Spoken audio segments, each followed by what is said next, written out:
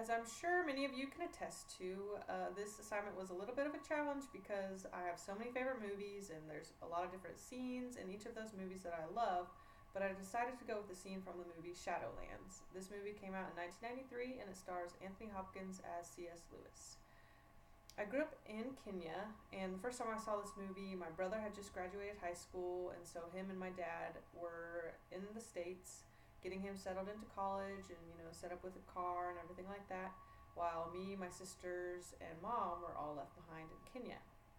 And summers in Kenya are cold and rainy, so we're kind of dreary, and we watch Shadowlands, and we get to this part of the movie, and my mom and sister are bawling on the couch, which was a little embarrassing and awkward for me and my other sister. But watching this scene made me realize, and it's impacted me in such a way that it's okay. Like, everyone deals with death in different ways, and that's kind of what impacted me the first time that I saw this movie. And just that even someone as great as C.S. Lewis, deals with it in his own way.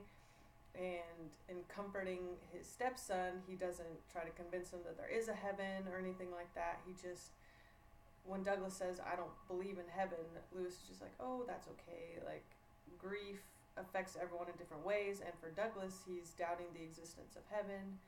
And this scene, there's just a lot to it. Douglas, he kind of grows up through this scene.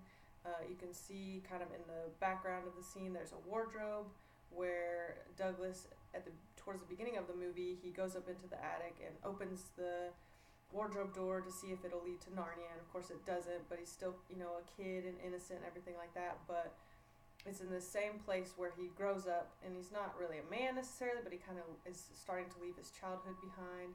And it also shows Lewis and his grief, and just, even though nothing is said about it, you can kind of feel the hope that there is in heaven, and it impacted me in that way too. And when I watched this movie the second time around, I was with my husband, and years had passed, and I'd only ever seen it that one time, but I just remembered it being one of my favorites because it was just so, everything about it was just so good. But when we get to this scene again, and I had been anticipating it the whole time I was watching it with my husband, and I was expecting and willing to cry and wanting to cry, because sometimes crying is healthy, and that is something that impacted me in this scene too. Lewis breaks down and cries, and then he's holding Douglas, and they're crying together, so I was ready to cry for the scene. And I think crying is healthy. You're kind of mourning the loss of people who have gone before, but it's not like such a bitter crying, because you'll see them again as Christians. And so it's a combination of all those things that makes this scene so impactful to me. The fact that we have the hope of heaven, and we all deal with grief in different ways. Some of us, it causes us to doubt, but ultimately we have hope in heaven, and that's why this movie, or this particular scene, is so impactful.